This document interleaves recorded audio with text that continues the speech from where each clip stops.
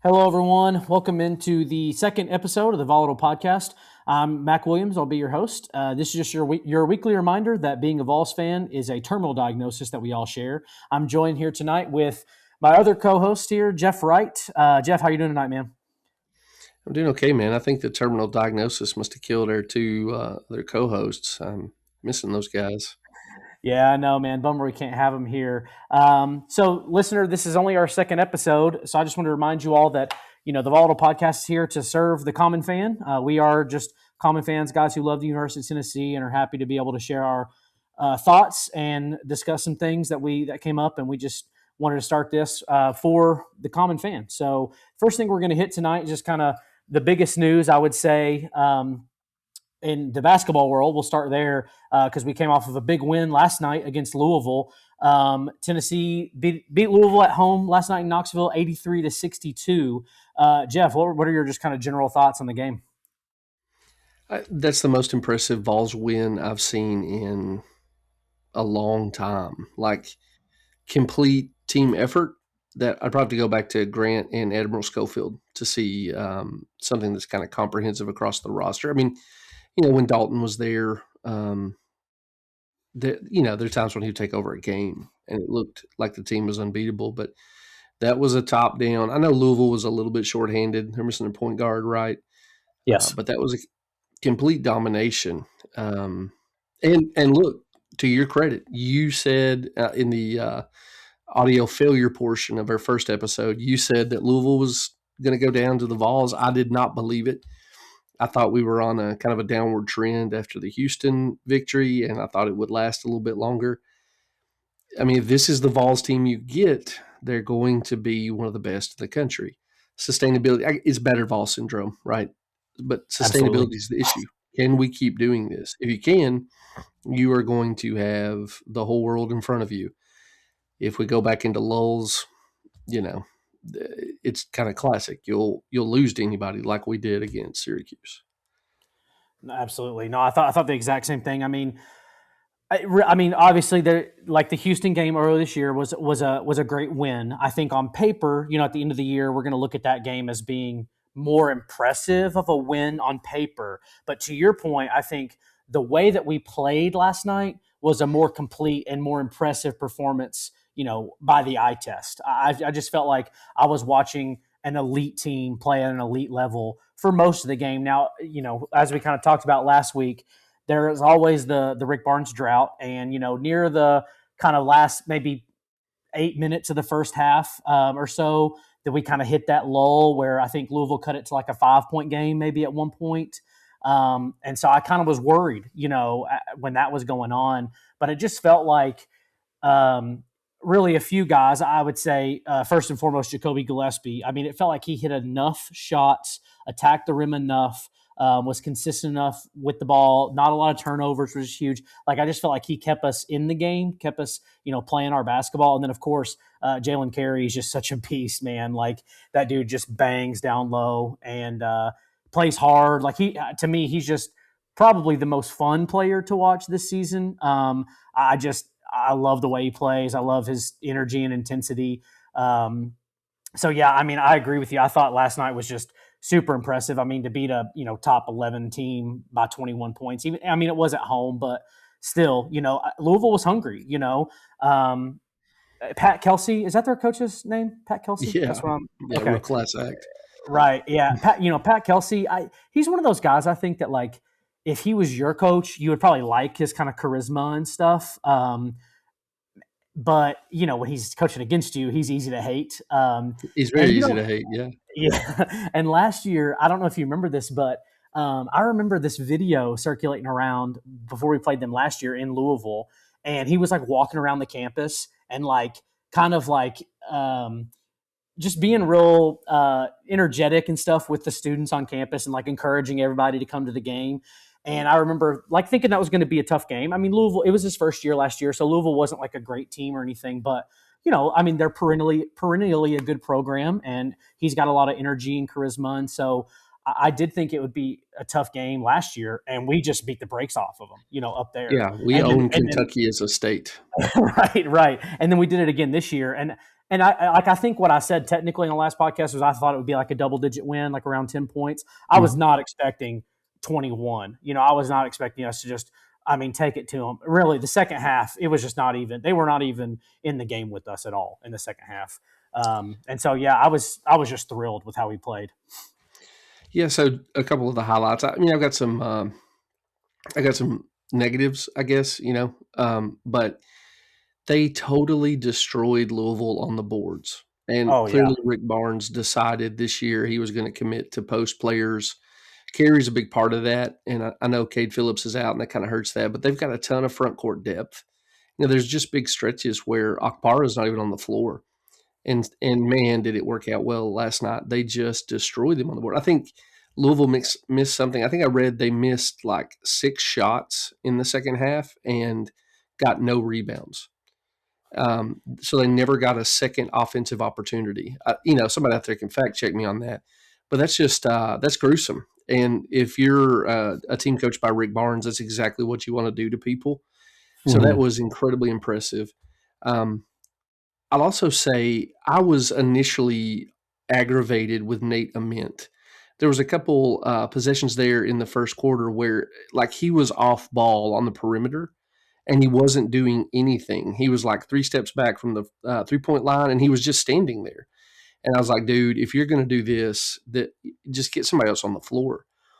But something switched in his head, and then he started being a little bit more aggressive. He's still not strong enough to finish through contact in the lane, but at least he's going, and he's getting free throws, and he's making a positive impact. It is with Nate Ament and Carey, it is interesting. If you're old like me and like the more 90s style basketball, you probably really enjoy Carey, right? We talked before we started that he makes me think of a guy like Maimon, or if you go back, I think you mentioned Stokes. Like it's old school, big butt. Hey, Nick Duncan is here, everybody. Duncan's joining us, We ladies weren't and going to have gentlemen. him.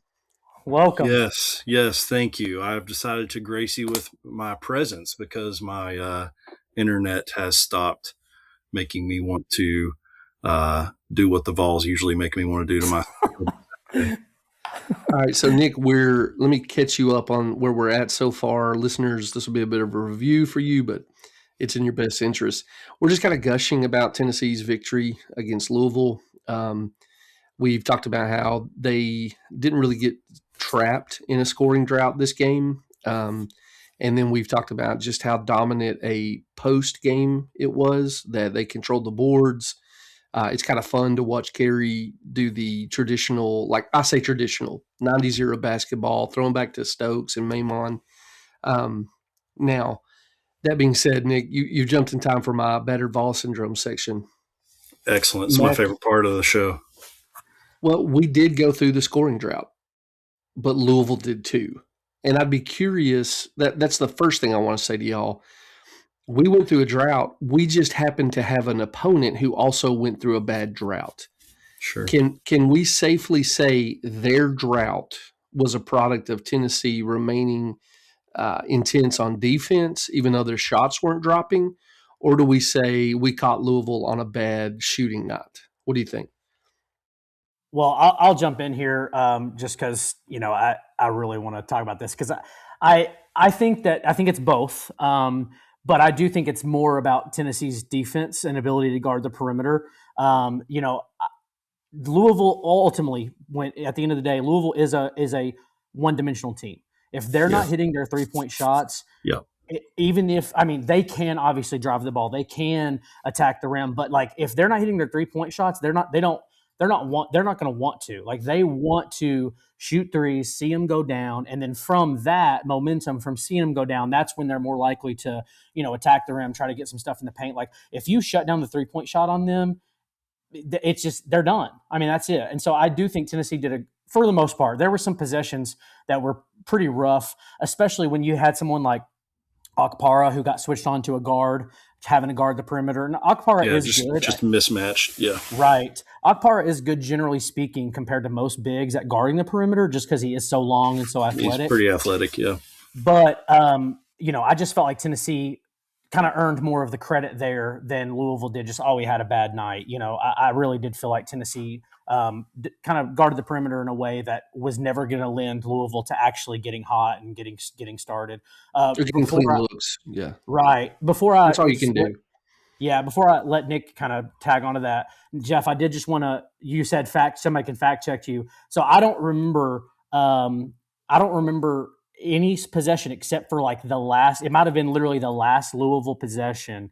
They had like 3 threes in that possession and got offensive rebounds. So, but if that's the only one, to your point, it still stands that they didn't get any other possession where they had rebounds and got a second look. But I know for sure, kind of in the garbage minutes of like the last 2 minutes, they had at least one possession, because I remember being so frustrated. It's like, the game was over. It didn't really matter, but it was like, how do they keep getting offensive rebounds? Yeah, get the ball and shut the game down, right?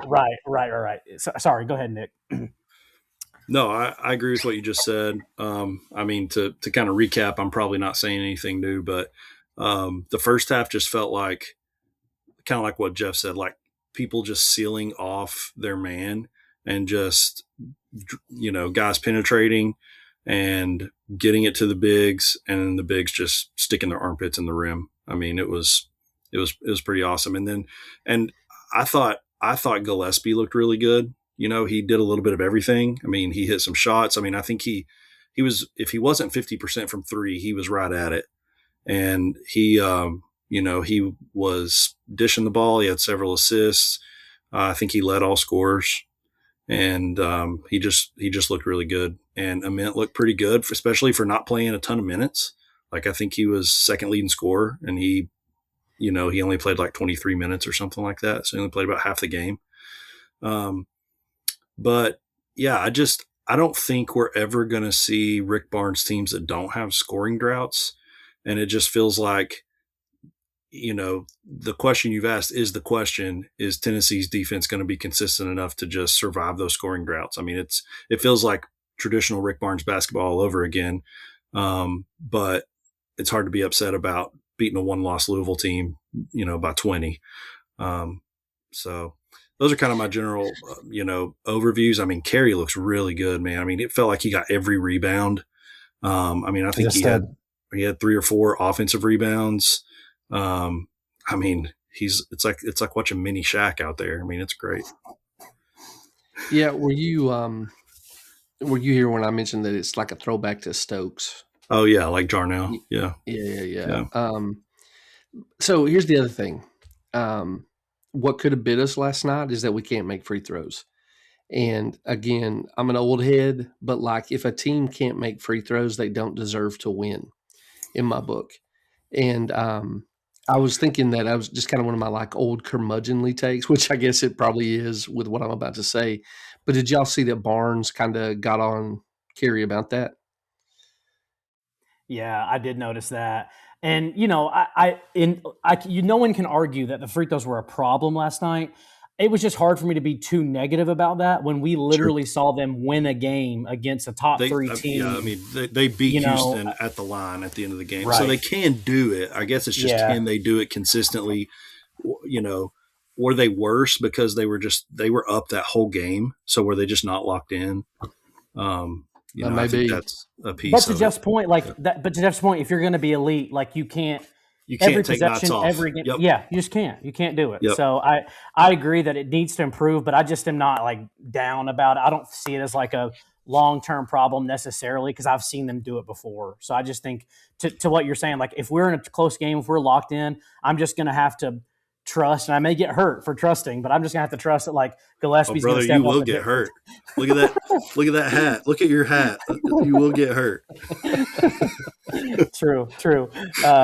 But I don't know. I trust Gillespie's had some bad games, but generally speaking, I trust the guard play. Like I trust Bishop Boswell at the line. I trust Jacoby Gillespie at the line. I mean, one guy we haven't mentioned yet, and this is kind of the next question I was going to ask if y'all are cool with kind of moving on with this, is like what player or players stood out to you? We've already touched on a couple, but one that we haven't mentioned that just going off the eye test, like his stat line's probably not great, but Ethan Berg, I thought, just completely changed the entire dynamic of the offense. We came out in the first few minutes and it was like, I think we were down like 7-5 maybe, or something like that. And then we went on like a 12-2 run. So it was like 17-9 or something like that. That was when that run happened, when Ethan Berg checked into the game.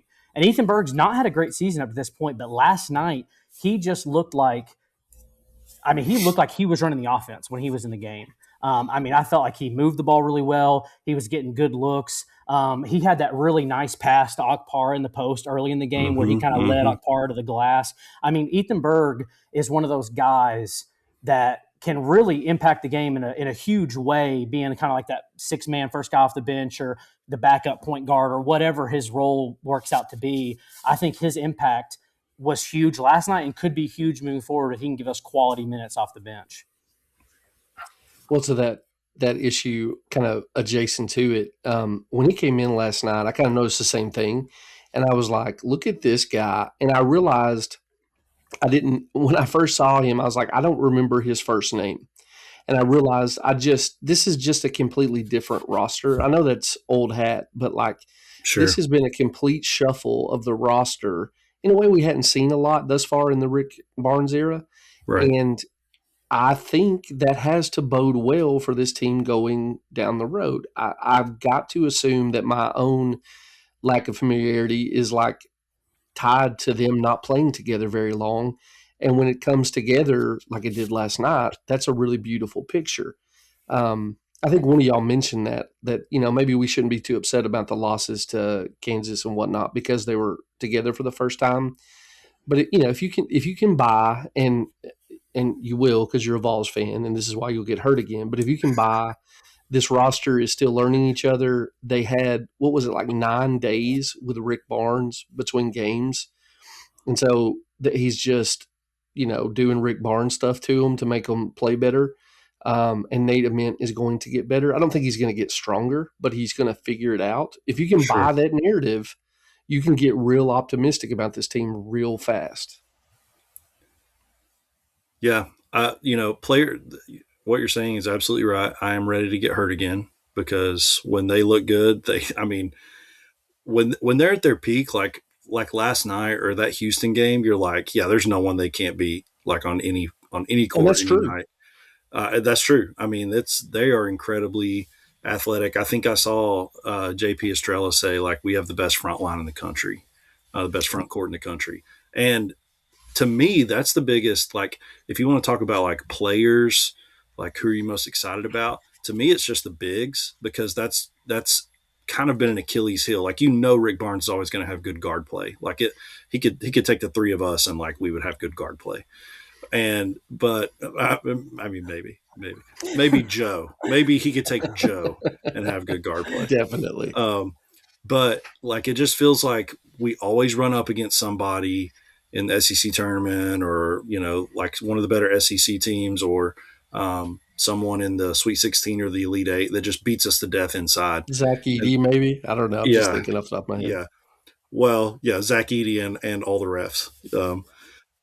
But this is the first Rick Barnes team I've been I don't know. We may be able to play with pretty much anybody inside, with Estrella and Carey and, some of those got a mint can go in and out. I'm pretty white-pilled on the bigs. So. Yeah, and I don't want to brush past this because this was probably the most fun 2 minutes of the game was maybe around the 5-minute mark in the second half when Okpara had that nasty alley-oop dunk, and then he goes down and gets the block, and then he comes back down and has another. Dude, blocks it through the floor. One of the nastiest blocks. When Okpara is on, he is. And that was the whole narrative when he came out of Ohio State last year. And played for us. That was the whole narrative. Was this guy is next level, probably the best big we've had in our program. And Grant, I say, since Grant Williams, but Grant Williams wasn't really a guy like that, Right. He wasn't an elite athlete, that was huge. He was just really perimeter oriented, and in right. NBA, he's more perimeter oriented. Yeah. Correct. Right. Okpara is somebody that we haven't seen really in Rick Barnes' tenure as a coach of that being that athletic of a center that can run the floor, that can jump up, that can, is a great on-ball defender. Okpara, those 2 minutes, like I said, were just that was just the most fun of the night. Like that was just a blast watching him just eat on those boys. Yeah, I mean, I was just overall, I mean, like Jeff said, it's gushing really. Like I was so proud of how they played. I just enjoyed getting to watch them. I felt like we played a complete game inside and out, and it really couldn't get much better. I do want to also say though, the most frustrating thing about Ament, and Jeff's kind of touched on this, is just I understand that he's not like, he needs to put some weight on and he's not driving the basketball to the rim like with authority. But man, like you've got to be able to hold on to the freaking ball. Like this dude is getting stripped like at the 3-point line with two hands on the ball. It's like, dude, just hold on to the ball. Like be strong and hold on to the ball. Like I don't need you to fundamental basketball. Chin the basketball, bro. Yeah. I just with him clear the ball high. I mean, you're right. 9 feet tall, dude. If you can't keep it away from him, clear the ball high. Yeah, that was really frustrating. That whole he is aggravating because right now he has no go-to. Like he's this uber talented dude, and there's nothing you can say like he can do that in a tough spot. There were even a couple times. It's frustrating to me again as an old guy that like there were 2 times that I noticed. There may have been more, but he got mismatched. He had a mouse in the house situation where he put a butt on a guy, and like one time he dribbled too long and a help side defender came and got the ball, and another time he just doofed it away when he spun towards the rim. So like you're 9 feet tall, you can't post up a short guy, you can't finish through contact in the paint, and you're not like rising up on the perimeter and knocking it down. So he's frustrating, and they put the camera on him at one point, on his face. And I remember thinking, like, that's a baby. That's a baby. Like, what are you doing, Jeff? But the other thing is, he's a professional athlete. Right. You're getting paid, man. Figure out, and I'm not saying he didn't impact the game, but like figure out how to impact the game beyond being a secondary ball handler on a break. I just need more from you. And maybe we're going to get it. In fact, I think we probably will get it. I would just like for it to show up before SEC play.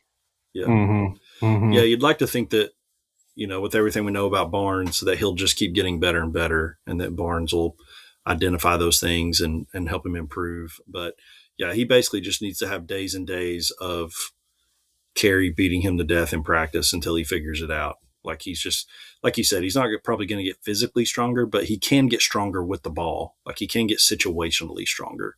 And he just needs to be, repping it. He's got to be better. He can't just be the second leading scorer and bring nothing else, to the table. Yeah. And Jimmy Dykes, I mean, I like Jimmy Dykes. I think most of us do. He does a good job. There's times where he's kind of annoying. But Jimmy Dykes kept saying though, you don't have to be the most physical player, but you have to play physical, and that's the thing when they meant, it's like, he's not going to be the most physical player probably ever. He's probably not going to put on enough weight to be a dominant threat in the paint, especially in the NBA. But like you got to play physical, and Jimmy Dykes mentioned like Steph Curry. Steph Curry plays really physical, and he's undersized and he's skinny and all the things. And it's like just be mean, like play a little with a chip on your shoulder, like find that thing that's going to help you kick it in the next gear and like play tough. Like, we just watched Zakai Ziegler for what feels like 10 years. Right. And like, he's the smallest guy you've probably ever seen, on a collegiate basketball court. I mean, he looks like Muggsy out there, but like, he's super physical, right? Like he'll take anybody to the rim. It doesn't matter how big they are. Yep. Absolutely. Well, and they mentioned it in the game last night. I think that he's never been in a situation where he can't just go out and, impose his will on a game. That being said, as a professional athlete, you've got to figure out what advantages you have. We know what your disadvantages are. You're scrawny, you're young. That's clear to everybody who views you. And he's not super foot speed fast. You know what I mean? So he's not taking a bunch of guys with a quick first step or whatever. But you've got to figure out how to leverage what you have, which is height, a degree of body control, and agility to make some kind of positive impact on the game, again, beyond being a secondary ball handler. I mean, secondary scorer even, that's not him. So Gillespie's your first option. Carey's your second option on offense. then maybe Berg in sort of a Gainey style roll off the bench, right? I mean, Ament, he would be your fourth option at best, and we just need more. We need more from a guy who eats that amount of roster budget. I mean, I don't want to beat up on the kid. I think he's going to get better. He just needs to get better really quick. We just hope he hears this, and in the words of Michael Jordan, takes it personally. That's all we're saying. Absolutely. So, guys, kind of last thing here on this game. Did this at all change your expectations for our season? Like, are you feeling better about it? Are you feeling the same? I don't think anyone's feeling worse, but how did it change your expectations for this year, if at all? I mean, it does the thing that, good Vols teams often do, which gives me tons of hope, which makes me think they'll crush my soul at some point around the end of the first week of March or something like that. So, I mean, again, like you watch them play and you're like, when they're at their best, there's no one they can't beat. But then we've seen them this year look pitiful at times. So, it doesn't super change anything for me. I mean, it makes me feel better, but we just need to see it more consistently. I mean, if they play like that through SEC play and just keep getting better, then, the sky's the limit for them. But, they're going to have to figure out how to do it on the road. They're going to go in some hostile environments. And so, last night was in Knoxville. So I'm going to have to see them. If I see them do what they did last night on the road a bit in SEC play, that'll really change the way that I feel about this team. Well, there's a lady at church who knows I'm a Vols fan. She is too. And before church tonight, she's like, "Hey, man, how would you think about that Louisville game last night?" And I told her exactly what you said, Nick. I said, well, it has raised my expectations now. And so this is 100% going to work out where they just destroy my heart by playing down to whatever stupid level of competition takes them out of March. Yep. It just feels inevitable. It feels like whoever emerges as clearly the best player, like Gillespie, or if it's Carey or Ament, like someone will blow their ACL out, like in the SEC tournament. Don't say that. Oh my god! Like that's what'll happen. It'll be something like that. Yeah. Yeah, and we'll all go to the store and buy bleach and. Oh my lord, dude! Oh my god, that was horrible. That was like the worst turn, brother. This is Murphy's Law for Tennessee. If it can, this is Tennessee's law. if it can happen, it will happen. Oh, should we name this law after Hendon Hooker? Should we name this the Hendon Hooker Law? Yes, Hooker's Law. Oh my gosh! Is there any hope? I mean, and again, just to raise our heights of so we can get crushed more fully. Is there any way to hope that Cade Phillips was that injury and that ghost is? I told you last week we were cooked. I'm sticking to it. That's going to come back to bite us.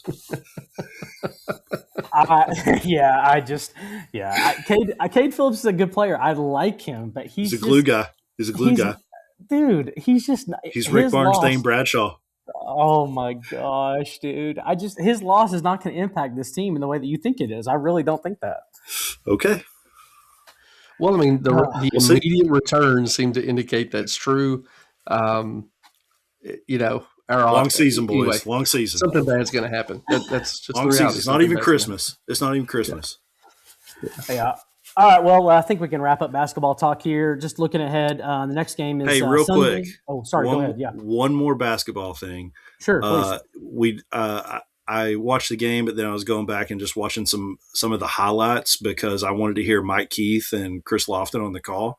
Nice. And every time something amazing happens, Chris, for years we had the Burt Bertelkamp money. Every time something good happens, Chris Lofton just screams, and I'm totally here for it. He's just like, He's just like a Homer hype man. He's just yelling all the time, and it's glorious. Like him and Mike Keith are both just yelling into the microphone, and it's incredible. Well, there's a good video clip going around. It may be on the official Twitter feed of during that Okpara section you were talking about, Mac, where Mike Keith is like out of his seat, jumping around at the booth. I mean, like it's a really fun watch. It's so good. It's so pretty good. Hype. Yeah. All right. Sorry, Mac. No, you're good. I haven't actually listened to Chris Lofton at all this year. I need to go back and do the same because I kind of forgot, to be honest, that he replaced Bertelkamp on as the color guy, and so I definitely need to go check that out because obviously we all love Chris Lofton, and You need to do it soon, Mac, because Danny White is going to start charging a premium price for you to be able to hear Chris Lofton on the broadcast. It's going to be like a Netflix style subscription. You're going to have to pay a mini, one of those micro subscriptions that's going to go to the talent fee in order to hear Chris's voice. And listener, let's just give you some context here. Jeff is like the most black-pilled person in the world on Danny White, and he's slowly convincing us all that he's right. So we'll get into that in the offseason, I'm sure. But yeah, that's terrifying. Already, buddy. I'm not already. Think about that at all. I got to wait till the offseason. So what I was going to say is that Tennessee's next game is Sunday. We play Gardner-Webb at home. So it should be, I would imagine we're probably somewhere around a 30-point favorite in that game. I'll actually be there. Nice. Okay. Yep, I'm going. I'm taking my son to his first basketball game, so that'll be a good time. Scored that hard to get Gardner-Webb ticket. Fun fact, inside, bro. Fun fact, I briefly, as you guys know, but the listeners probably don't, lived in North Carolina for a few years of my raising. And I was playing middle school soccer, and we played a tournament at Gardner-Webb University one time. So nice. Kind of random. Every time I hear them, that's what I think of. Are they the Bulldogs? Is that right? You said the Fighting something. Are they Bulldogs? I think so. Yeah, classic. I think that's right. All right, so next game will be Sunday, so we'll cover that. We'll kind of talk about the Gardner-Webb game. I mean, who knows how much there'll be to talk about, but we'll kind of touch on that next week. So let's go ahead and transition. Bulldog is the mascot that you slap on when you just have no culture. Yeah, whatever. Bulldog or tiger, right? You just have no culture, and it's like, we'll be a bulldog. It's that create a university default. Yeah. Yeah, exactly. Looking at you, Georgia. So, yeah, we'll kind of move on to football here. Obviously, we've got the bowl game coming up. We'll kind of just briefly talk about that. We'll do our deep dive into that next week or the week after. But let's go ahead and touch on transfers here. So, obviously, the biggest name in the transfer portal from Tennessee, which I think just came out today officially, though we all kind of expected it, is Jake Merklinger. So I don't think that's any surprise for any of us. What thoughts do you have? Pouring one out for the Merkslinger right here. Just pouring it out right here. Jeff is surprised. I mean, I told him this time last year that was happening, but he's surprised. I guess I'm not surprised. I'm just sad. I don't know why you're sad because I don't either. He's never shown me a thing. No. I did not think he would play a significant. I'm not saying he didn't practice hard or try hard or anything like that. Like, I'm sure he gave his all for Tennessee, but his floor was just real low, brother. Yeah. Okay. Yeah. So you're right. I have no counter. Here's why I'm going to love Merkslinger and cape up for him, and I'm hoping he goes to Gardner-Webb or whatever and just crushes it. When Nico left, he's the guy who got the receivers and held a throwing session and said, let's just get back to work because we got to do this. I also think it takes a ton of guts to be the guy who commits to follow Nico when Nico came in with all that hype. Totally unjustified hype. But to say as a 4-star, yeah, I'm going to go. I'm going to try to put my foot in the door, see what I can make happen at the University of Tennessee. I think there's a kind of moxie to that I wish had actually materialized into something substantial. What was the handle you used to have, Mac, back when you were on Twitter? Big what was the quarterback you were a big fan of? Brian Maurer. Yeah. Big Brian Maurer guy. So Big I'm going to change guy. mine to Big Merklinger guy. Like I want things to go well for that kid. Brian Maurer was a dog though. Yeah. But I do think that comparison is apt to a certain extent, but Brian Maurer was a much better player. Even at Tennessee, you remember, like, we played Mississippi State that year. Yeah, he played and pretty he played decent. really well in that game. Now, I think Brian Maurer would probably actually be a pretty good quarterback in Josh Heupel's system. But he ended up not as having opposed to all the players who would be bad in Josh Heupel's system. right. Yeah, fair. No, I think Merklinger, like, to your point, Jeff, it seemed like he was a good guy to have in the locker room, and so Josh Heupel cannot take those guys for granted because of his struggles with keeping a locker room together that we've seen so far. So Sure. I definitely don't want to say, like, I'm glad that he's gone because, of course, like, you need quarterback depth always. But I do think, and this is kind of the next thing I wanted to go into, was the only thing this changes for me, and again, I was expecting this transfer to happen, but you now have to That's not even a conversation. You have to get a portal quarterback. You have to. You have to. You're Because either trying to shoot for the moon if you know. I think if Joey's not coming back, or like, well, we're just going to ride with Faison or GMAC, and you're trying to get some kind of fifth-year slinger, like some guy like Gaston to come back, get you another gas pipe. Hopefully better, but yeah. Well, sure. Yeah. We can find another Brian Maurer. Never forget that. Who were we playing when? Were we playing Alabama when Gaston Moore came in and Gas Pipe came in and heaved like a 50-yard Leroy bomb Jenkins off his back foot. He's like, I'm about to get mine. It was wasn't that an interception too? Didn't he throw a pick? Oh yeah, 100%. I think it was One pass rolled out right, throws it off his back foot 50 yards, looked like a punt. Dude just caught it. In his defense, it was third down, so it basically was a punt. But yeah, go ahead. He Jeff. got to play in their bowl game, right? He started their bowl game. Did y'all see that hit he took? No. No. You might want to pour one out for the gas pipe too, because he got destroyed throwing a ball down the field. Yikes. But anyways, where's Merklinger land? Here's our pick. Just shooting from the hip.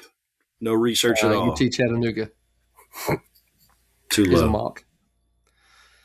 Hey, let me say something serious on this point, and I don't want to make too much of it. But have y'all read this narrative that college football has become feeder versus taker?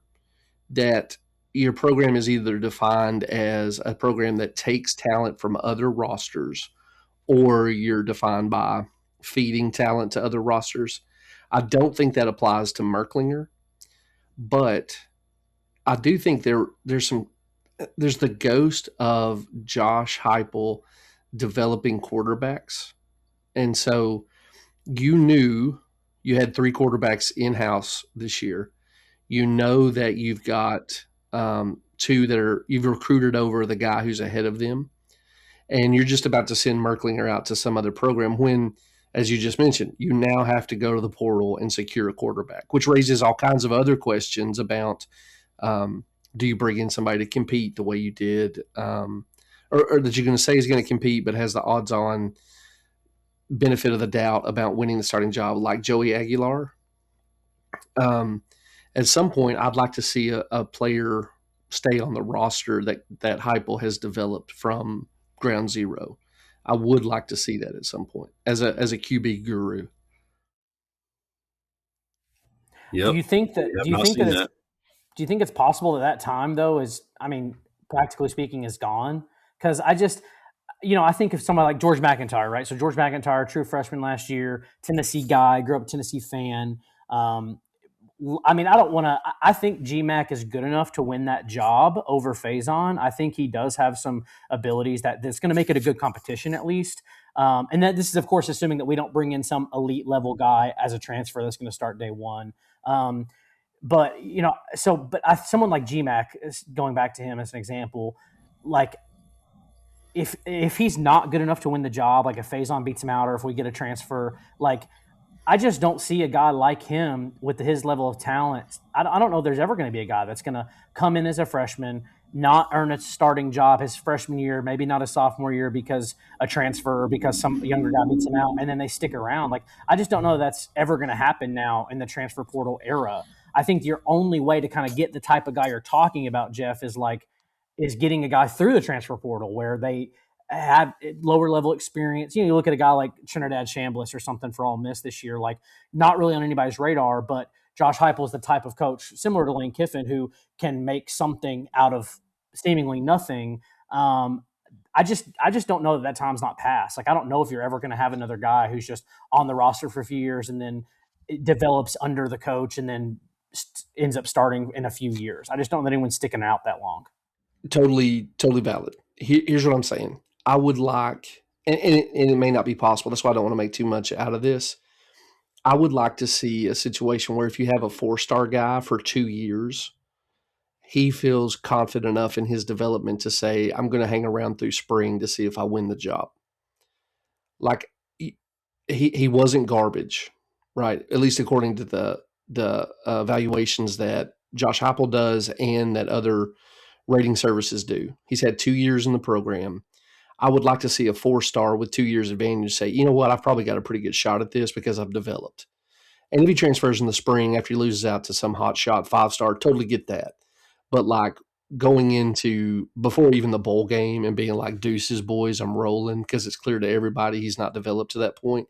I just don't think that's awesome. I don't think it's fatal for the program. I would just like to see where we did a little bit more of that, because if you can secure him, and then you've got a 3-way competition going into spring, hey, that's sweet. And when you have to go to the portal, when one of them transfers, you know for sure what your strategy is. I'm bringing in a third quarterback.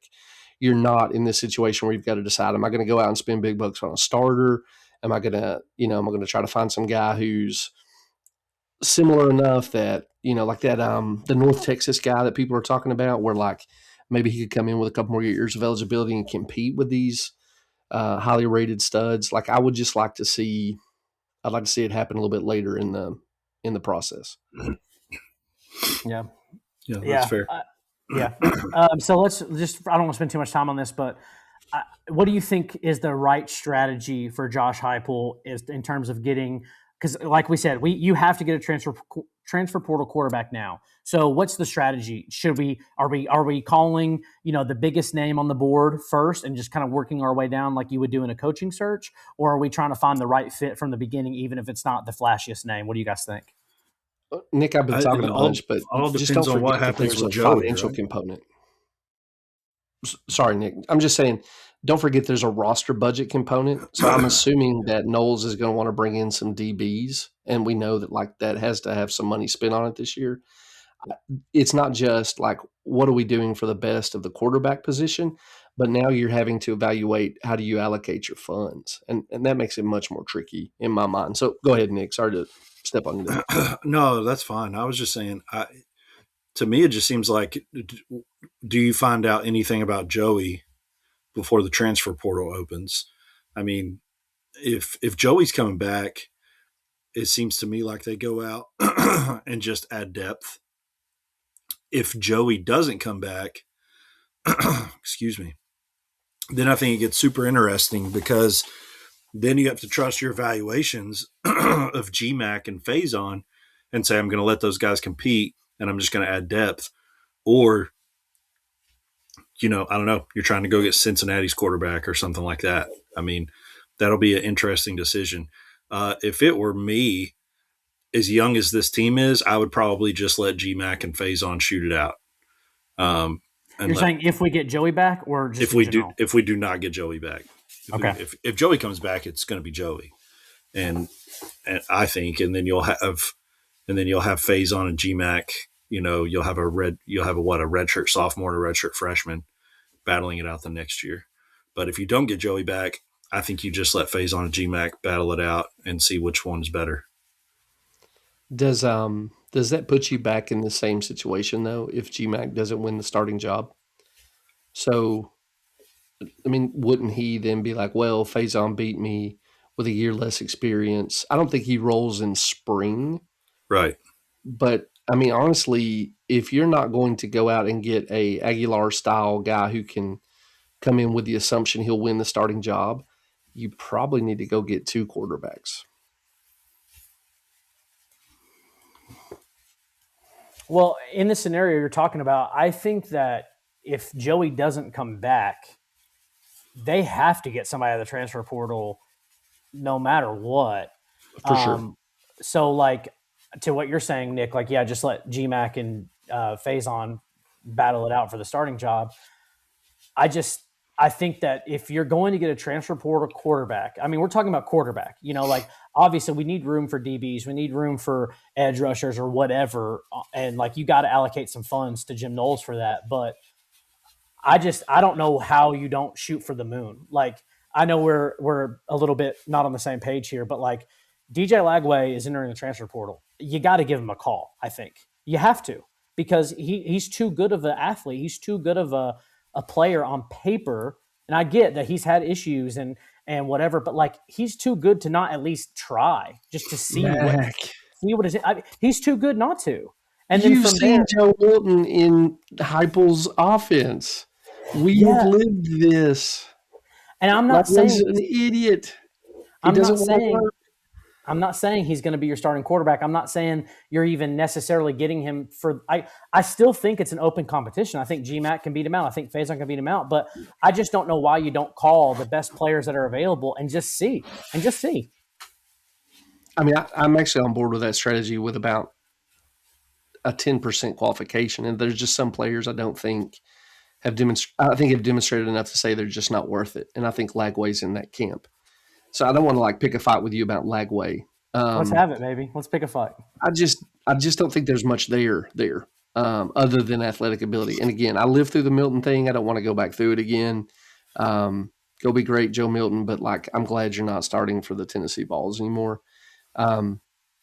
Your point's right that it's the most important position on the team, the most important position maybe in sports. So maybe you do that. I don't know how you don't end up on this constant carousel of having players in your program for 1 year, because Faison hangs around maybe for 1 year to say, okay, I took my lumps. I didn't come in and have a chance to start or whatever, or didn't have a real shot at starting because they brought somebody in. But then Max doing Merklinger's thing next year, Faison, if he doesn't mature, I would just like to see a little bit more continuity than something like that. So again, I think I'm actually closer to Nick's idea of let these two battle it out.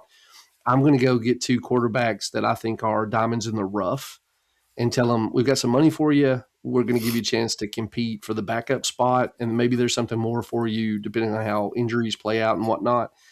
But I'm going to get two of those guys and just hope to have a pipeline quarterback who's kind of your next Gaston Moore, who can be there so you're not just constantly in the portal every year looking to fill out your depth at quarterback. Maybe that's naive, but I would just like to have the third string guy locked down a little bit better.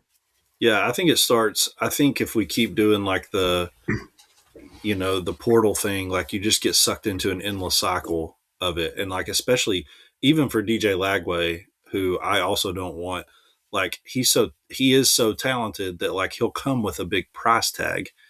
And I don't know how you manage a roster where you pay that guy that much money.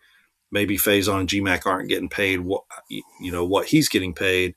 And then you're going to have a realistic quarterback battle between the three of these people when one of them's making twice as much as the other two. I think it's probably better for the team. I think they would probably rally better around the guys that were there and took their lumps and who still have a really high ceiling, even if there's a seasoned guy whose floor is higher. I'd rather especially again, because this team is so young. We had tons of young guys that, that won awards here at the end of the year. And so to me, I'd rather just roll with GMAC or Faison knowing they have high ceilings, highly recruited, highly talented, and spend more money in the trenches and on safeties for the love, please, on safeties. Yeah.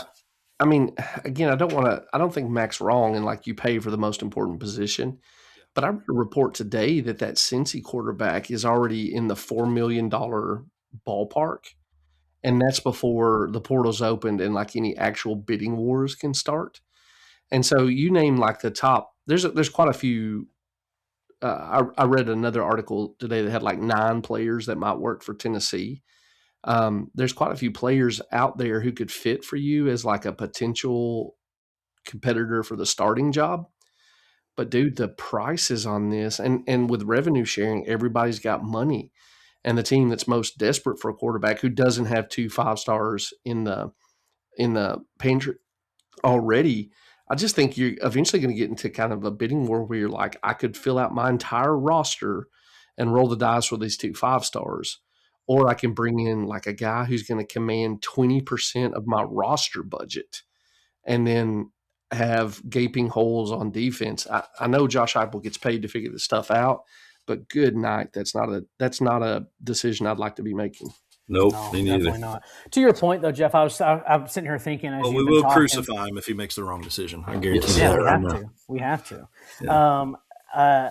I was sitting here thinking though that like the kind of situation you're talking about with the guy like sticking around and developing and kind of earning a shot and taking it if you want is like Ty Simpson, right? Like Ty Simpson's had a That's exactly what I was thinking of earlier. serviceable year at Bama. Like I wouldn't say that he's been amazing, but I don't think that's necessarily his fault. Like Alabama doesn't have a running game, at all, really. And so I think a lot's been asked of Ty this year. And so, yeah, getting a guy that's like been in the program for a few years, because I think Ty Simpson's like a junior this year, technically. I mean, I think he's like a redshirt, whatever, sophomore or whatever. But like by his like grade level, if he he's technically a junior, he's like 20, 21 years old, whatever.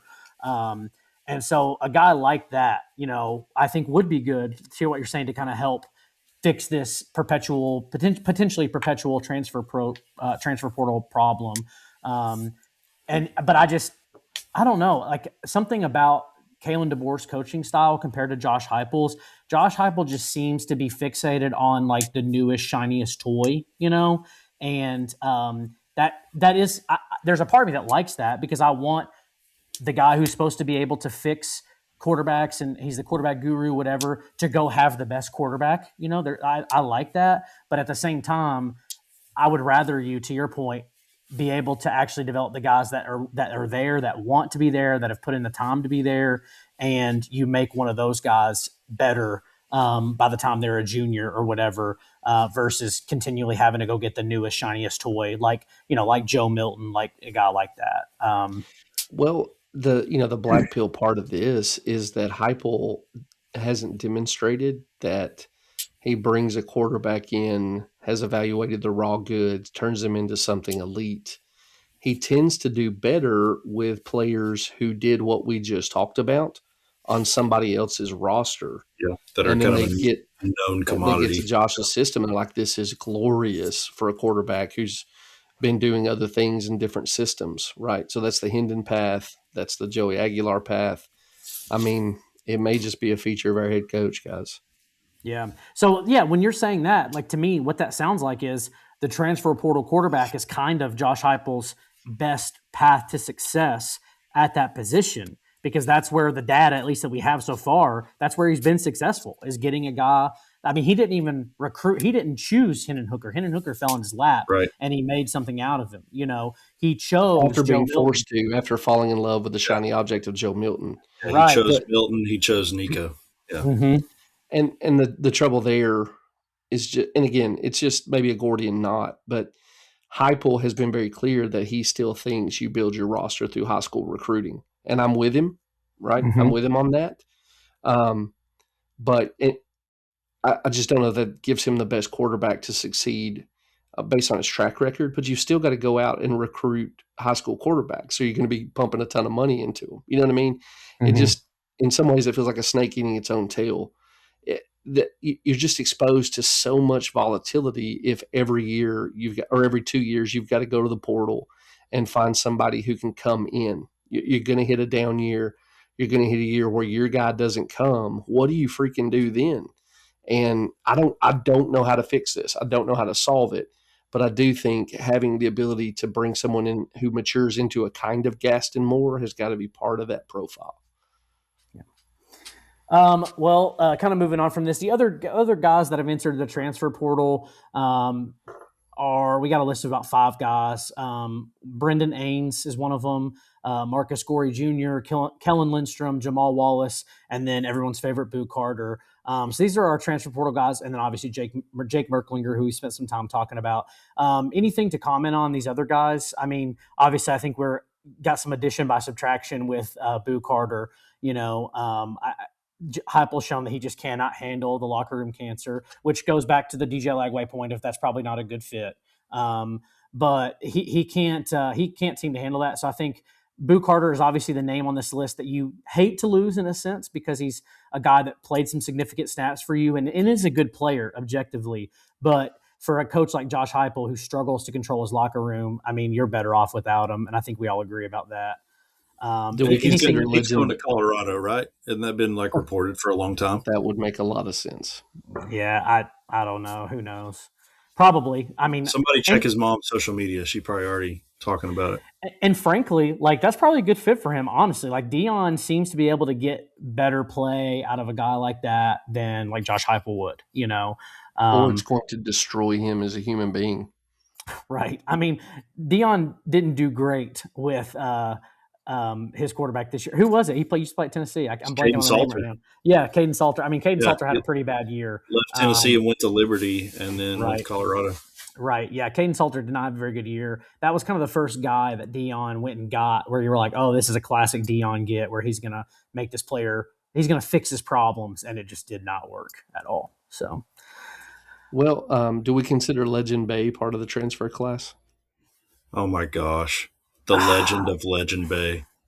I don't personally, because it seems like that kid never really wanted to be here, obviously. What a weird thing. That was such a weird thing. What a great mom, though.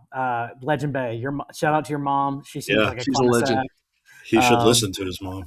Yeah, listen to your mom. But actually, he shouldn't listen to his mom because, to our point that we're making, I don't know that Josh Heupel could coach him well at all. He's got to go.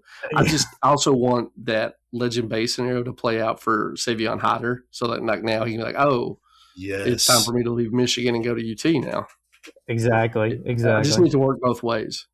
Right. Richard G. West reported he's coming to Tennessee, so everything I got says happens. Lock it in.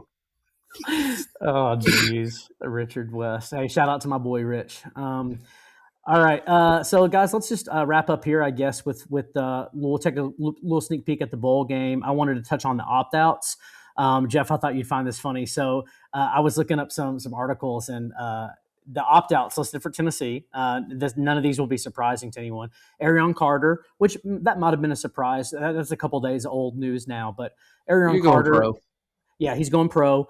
Chris Brazzell, same thing, going pro. So those two guys were listed as opt-outs for the bowl game, but because they're going to the NFL. The third opt-out was Jermod McCoy. So I laugh because he's been opting out since last fall. Jermod McCoy has opted out since he intercepted that ball against Bama last year.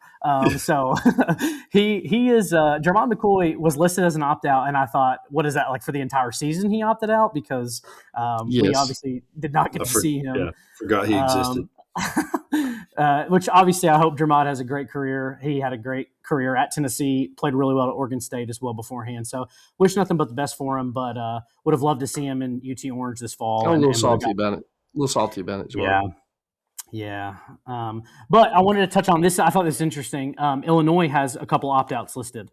The first one, and I don't know if you guys will remember this or not. You probably will, I hope, is Gabe Akis. So Gabe Akis is a edge rusher for Illinois who was, I don't think it was ever as official as a verbal commit, but he was basically, everyone thought he was going to go to Tennessee. And like on signing day, he signed with Illinois and Brett Bielema. So he's been there for a little bit. That was like 3 years ago. And a very productive player. He's legitimately a good rush end. Yep. Gabe Akis he's opting out for NFL reasons. And then I don't know this player, but J.C. Davis, who is apparently like one of their best offensive linemen, he plays tackle. He has opted out for this game. So just those four, I think we can leave Jermod off the conversation list just because he hasn't been a part of our team all year, really. But when you look at those four opt-outs, so Arion Carter, Chris Brazzell for us, and then Gabe Akis and J.C. Davis for them, where does that leave you thinking ahead of the bowl game? Do you feel better knowing that those guys are opted out versus our guys? Do you feel worse? Where are you at with that? That kind of feels like a wash to me. I was just going to say it kind of feels like a wash. I mean, they got a couple of good players opting out. We got a couple of good players opting out. I still like all of our wide receivers and tight ends, even without Brazzell. I would say still like our tight ends, huh? I mean, a lot of this year, a lot of this. Yeah. Oh man, Ethan Davis. Did Ethan Davis end up being the best tight end on this team? Yes. He's gonna break out this year, guys. He's unreal in practice. Jeff, Ethan Davis had a great last few weeks this season. He did have a great last few weeks. Emphasis on few. I've been hearing for 3 years how he's going to blow up, and he had 2 or 3 good weeks. I'm glad. It's exciting. I would say it's worse for them losing guys in the trenches at this juncture of the season than it is losing skill players. I mean, Arion's probably the biggest one just because linebacker is such an important position, and Arion's kind of the quarterback of the defense, I think, getting people lined up and things like that. So that'll be tough, but I really like T-Lander to step up and fill his shoes. I'm a big T-Lander guy. So Same. he just plays hard, and that he'll see it as an opportunity to get better and kind of assert himself for what's to come for him next year, I think. So the extra practices, I think, will be good for him. But probably worse for them. I don't feel super strongly about that, but that would be my guess at this juncture, is that it's worse to lose some guys in the trenches than it is like a skill player. Well, don't worry. You'll have my son, William Wright, out there at quarterback to get the defense where they need to be. He's been there for 17 years. Yeah. So William Wright will get them lined up. I found this interesting. Tennessee was a 5.5-point favorite when the line opened. That line's moved all the way down to 2.5. And so I think that's interesting, but I'm not 100% convinced that Luke Altmaier will play in the bowl game. So if Luke Altmaier doesn't play, especially when you think about, like in the trenches, like you said, Nick, those opt-outs, I mean, I'm already taking Tennessee against that spread. I think Tennessee is going to win that game by more than a touchdown. I feel like these opt-outs are going to lean in our favor, especially the more, because I truly think Joey Aguilar is going to play no matter what. And so I just do not see Illinois being able to keep up with us. That sounds very reasonable. Yeah. Just win, baby. Just win. All right, guys. That's pretty much it for tonight. Closing thoughts. So, basketball looked good against Louisville. We got another game this Sunday against Gardner-Webb. Bowl games coming down the pike. We will discuss that more in depth the next couple of weeks before the game. Any closing thoughts? Oh, man, go Big Orange. Go Vols. Just remember, it's terminal. Thank you, listener. We will see you next week. Y'all have a good week.